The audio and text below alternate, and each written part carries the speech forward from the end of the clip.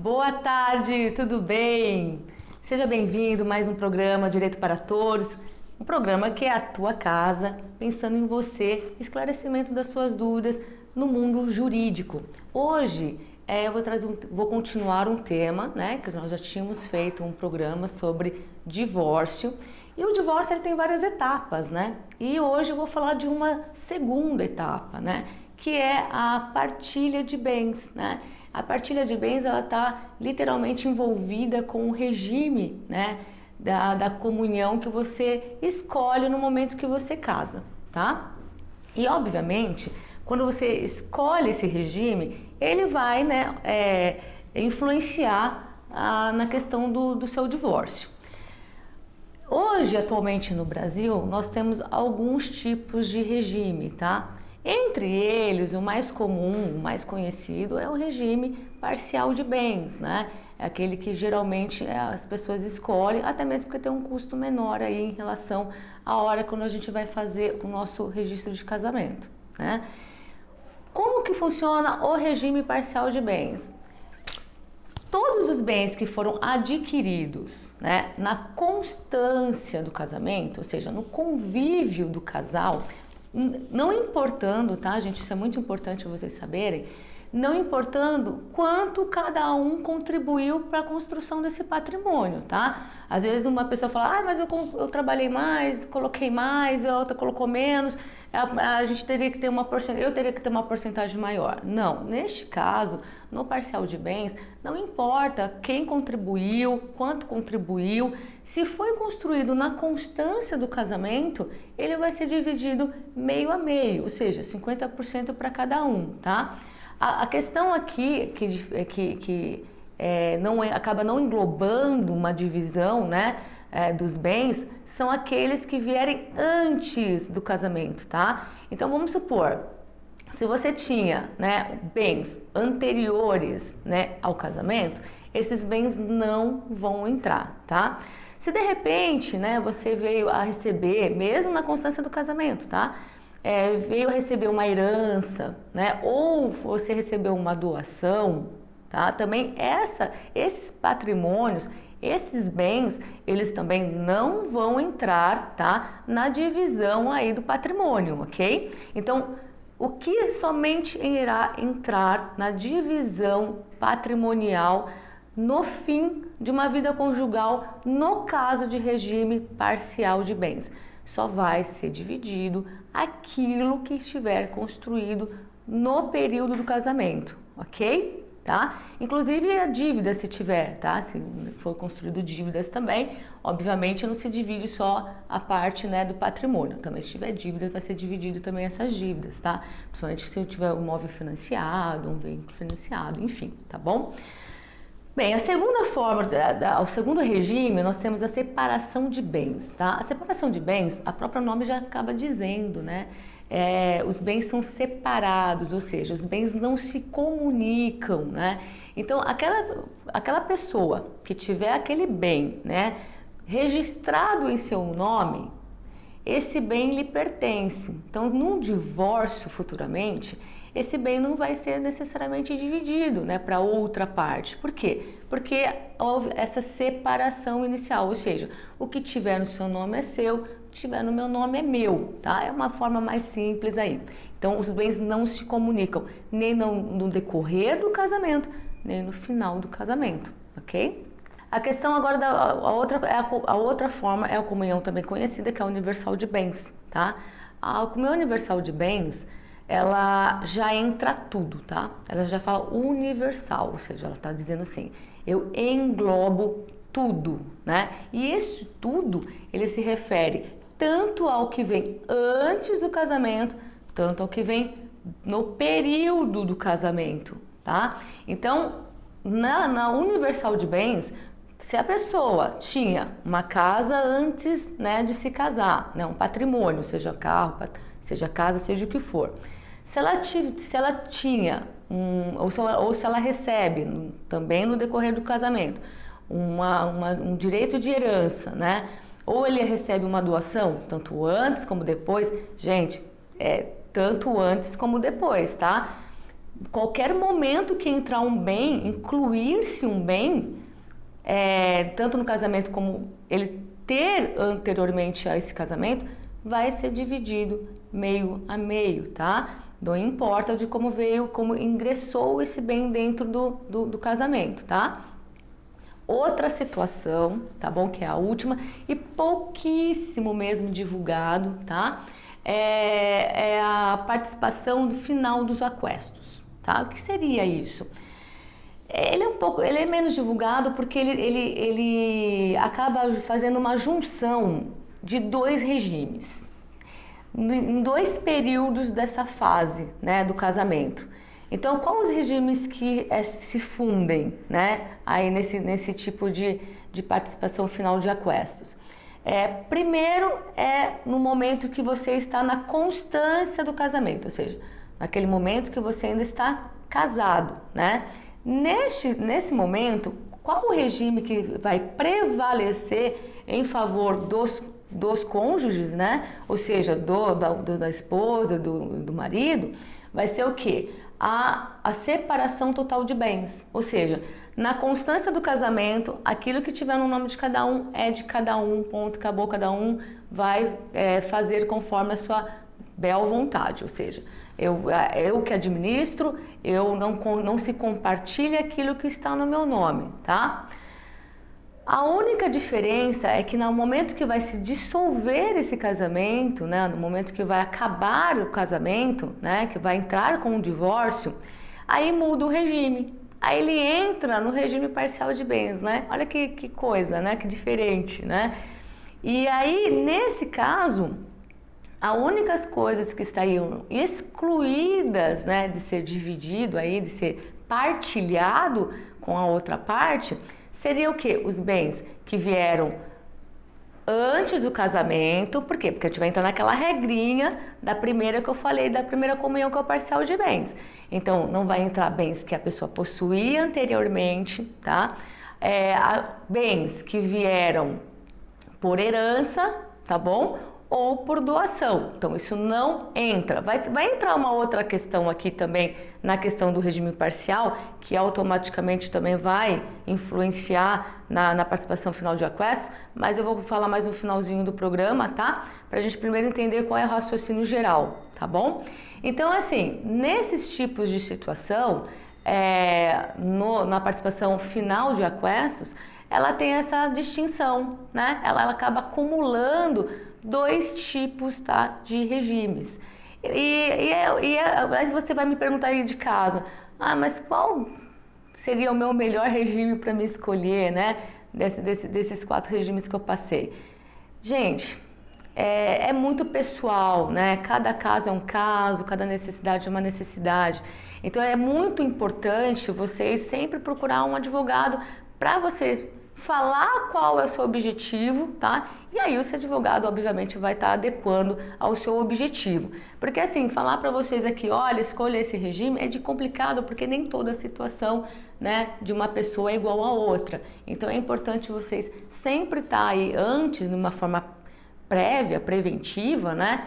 Porque tudo a gente tem que entender que na parte de direito, né, na parte da gente buscar aquilo que a gente quer dentro do mundo jurídico, nós sempre temos que estar buscando previamente o que nós devemos fazer para depois sim tomar as atitudes, depois das informações que nós obtivermos, tá? Então assim, antes de me casar, procure um advogado e ele vai poder te orientar melhor qual seria o melhor para ambos, né? Eu acho que isso daí tem que ser feito junto com o casal, e o casal aí sim se dispor a qual que seria o melhor caminho a ser tomado para essa vida conjugal, tá bom?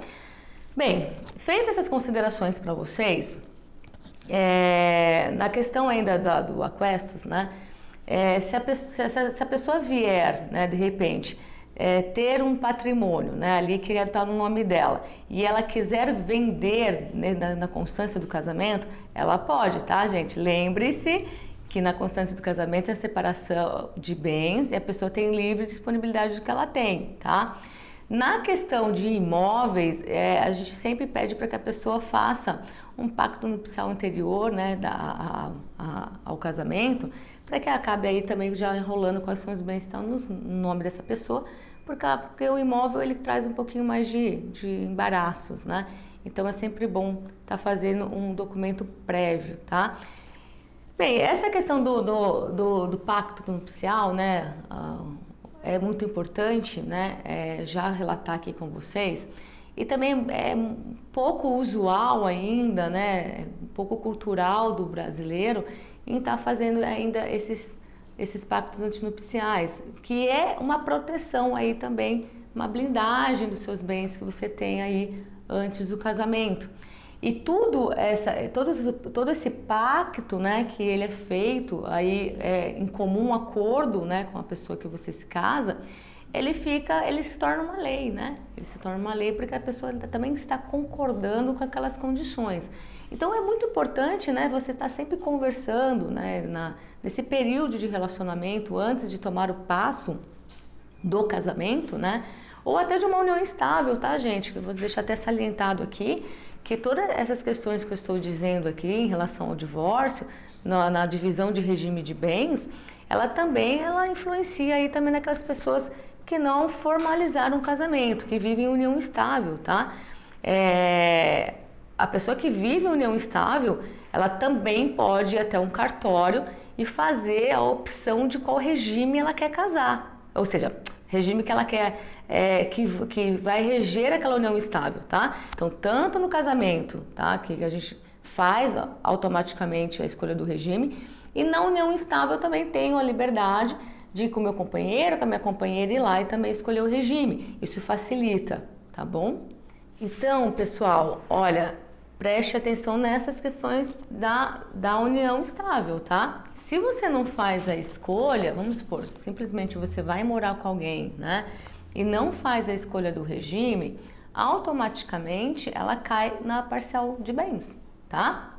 Então, se de repente para você a parcial de bens não é o regime que você quer que essa união prevaleça, então você vai ter que pegar o seu companheiro ou sua companheira, levar até um cartório, tá? E fazer aí a opção do regime que vocês querem, para que se no final lá, né, venha terminar esse relacionamento, né, essa união, vocês já vão ter a forma como que vai ser partilhado esses bens, tá? Então fique atento a essa questão porque é muito importante, até para evitar aí dissabores, né, na questão aí da partilha de bens, tá? O pacto, como eu falei, o pacto nupcial, ele é um documento que ele é feito previamente ao casamento, tá? Ele não é feito, o caso, depois eu faço o pacto, não, tá bom? A ordem, né, da escolha do pacto, ele é anteriormente à celebração do casamento, tá? Você pode estar perguntando assim, e se eu fizer só o pacto? Não tem, esse pacto acaba perdendo a validade, tá? Então, assim, eu faço o pacto, mas necessariamente eu preciso posteriormente fazer o casamento, tá? Então, a gente tem que atentar-se a isso. São regrinhas obrigatórias que a gente tem que respeitar, tá bom? A questão agora, em relação a que geralmente tem muitas dúvidas, né? Principalmente da maioria das pessoas que tem já patrimônio, né? Já construído anteriormente a formalização do casamento, né? Ou mesmo uma união estável. Quando a pessoa tem esse bem, ela tem um bem, vamos supor, ela tem uma casa, tá? Ela tem um imóvel, e aí ela vende aquele imóvel, né? E compra um outro imóvel, né? Mas agora no período do casamento. E muitas pessoas têm a dúvida dizendo assim, mas esse meu bem que eu vendi, né? Que eu adquiri aquele dinheiro com a venda daquele meu bem que estava no meu nome antes do casamento, e eu acabo comprando um outro bem, né? Dentro do meu casamento, ele vai ser partilhado porque, na verdade, veio de um dinheiro que eu vendi de um bem que era meu. Bem, nessa questão propriamente dita, ela tem só uma diferença na questão do parcial de bens ou, né, na participação final de aquestos, tá? Porque a separação total de bens é a separação total de bens, como eu expliquei para vocês, tá? Separado, cada um é teu, cada um faz o que quiser com o seu bem, tá? Se o que tiver no seu nome, tá no seu nome e ponto, acabou. Então, se eu vendi um bem, comprei um outro bem na separação total de bens e esse bem está no meu nome, continua, vai ser colocado somente no meu nome, é meu, ok? Na Universal de Bens já fala, engloba tudo, antes e depois. Então, não se tem discussão sobre isso. Se eu vendo um imóvel lá atrás, né, que era meu, e depois eu compro um outro dentro do meu casamento, e eu estou casado com a Universal de Bens, vai ser dividido meio a meio, tá? Então, a única diferença que nós temos aqui é na parcial de bens e automaticamente, né, na participação final de aquestas, porque ela, no divórcio, ela acaba tendo, né, a prevalência do regime do parcial de bens. Então, no caso do parcial de bens, se eu vendi o imóvel e comprei um outro agora, né, um imóvel que era meu anteriormente do meu casamento, e eu comprei um imóvel agora durante o meu casamento, a lei diz que esse bem novo que eu comprei, tá? Se for, obviamente, né, do mesmo valor, né? Ele não vai ser dividido, mesmo que ele tiver sido comprado no período do casamento. Por quê? Eu peguei rendimentos próprios, rendimentos esse que veio de uma venda de um imóvel que eu já tinha anteriormente, e lembre-se, bens que estão anteriores ao casamento, eles não se comunicam. Então, se esse dinheiro que veio aqui, dessa venda desse imóvel, não se comunicava, esse bem já não se comunicava, então o dinheiro também não se comunica, tá? Então, este valor desse imóvel investido em outro, ele não se comunica, ele não é partilhado, tá? Mesmo que tenha sido dentro da constância do casamento. A única observação que eu vou fazer aqui para vocês é que neste caso, vamos supor, eu tinha um imóvel que custava 100 mil reais antes do meu casamento. Eu vendi por 100 mil, tá? Vendi por 100 mil, tô com 100 mil para investir na compra de um novo imóvel. Se esse novo imóvel que eu comprar valer 150 mil, obviamente que essa diferença desse valor de 50 mil, essa diferença vai ter que ser rateada, né? Por quê? Porque aí vai se entender que houve uma comunicação, né, de financeira para aquisição daquele imóvel, né? Porque só 100 mil não daria para comprar um imóvel de 150.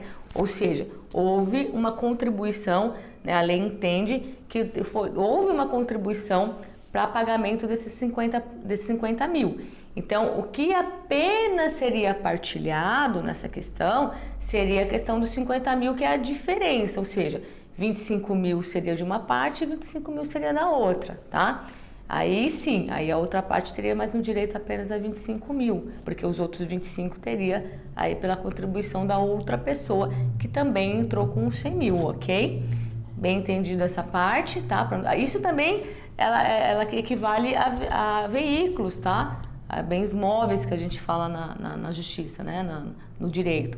Então, os bens móveis, seja carro, seja moto, esses bens móveis também eles são divididos, tá?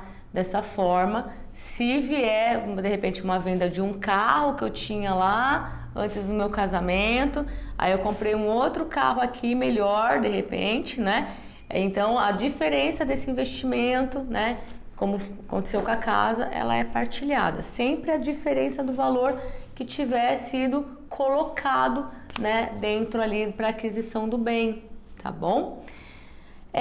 Agora, para resumir essa questão aí da parte dessa venda, dessa compra de bens, né, que eu pego um valor e eu acabo aplicando dentro do casamento para aquisição de outro bem, eu sempre deixo aqui uma ressalva, né?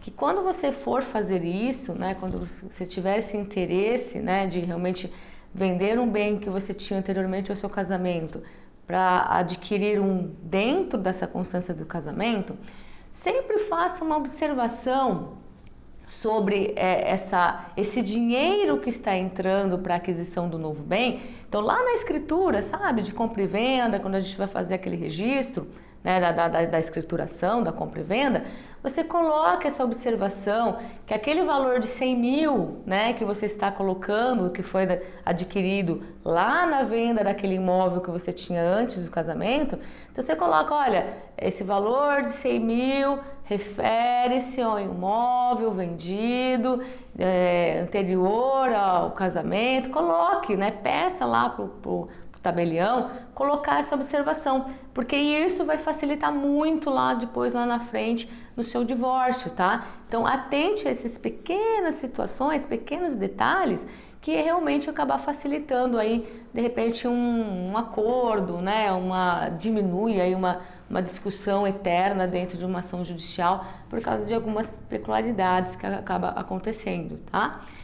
Bem, basicamente em relação a regime de bens, né, o que eu tinha para falar para vocês é isso. Óbvio que no divórcio nós temos outros temas, né, que envolve ainda o divórcio, que é a guarda, né, de filhos quando tem, visita dos filhos, né, então isso realmente acaba ainda envolvendo ainda mais a questão também de pensão. Então toda vez que tem filhos, no divórcio a gente vai entrar também nessas 3 matérias, né, guarda, visitas e pensão alimentícia. Mas obviamente, né, por ser temas também um pouco mais longos, um pouco mais compridos, a gente não vai conseguir fazer hoje aqui. Então a gente vai continuar dividindo o tema do divórcio em blocos, tá? Para que vocês consigam entender melhor cada fase, né, que envolve um divórcio, tá bom? Bem, deixo aqui a solicitação para vocês, né, para fazerem suas perguntas, deixarem as dúvidas que vocês têm, porque o nosso programa, ele é assim, ele vai sendo desenvolvido conforme vocês vão colocando as suas dúvidas lá no chat, tá? Olha, tenho dúvidas sobre tal matéria, ou dessa matéria mesmo, divórcio, né, fiquei com uma dúvida sobre isso. Então, vai postando, tá? As suas dúvidas, que assim a gente vai conseguindo chegar no objetivo de vocês e ajudar a trazer essas informações que vocês precisam, tá bom? Obrigada, agradeço mais uma vez vocês, espero que vocês tenham gostado do programa. Vai ter outros temas aí que com certeza também vocês vão gostar bastante. E se esse vídeo foi bom para você, compartilha, né? Porque com certeza, se você tem dúvida, muitas pessoas também têm a mesma dúvida que você. E certamente, do jeito que te ajudou, vai também ajudar outras pessoas. Um grande abraço, um grande beijo e até o próximo programa.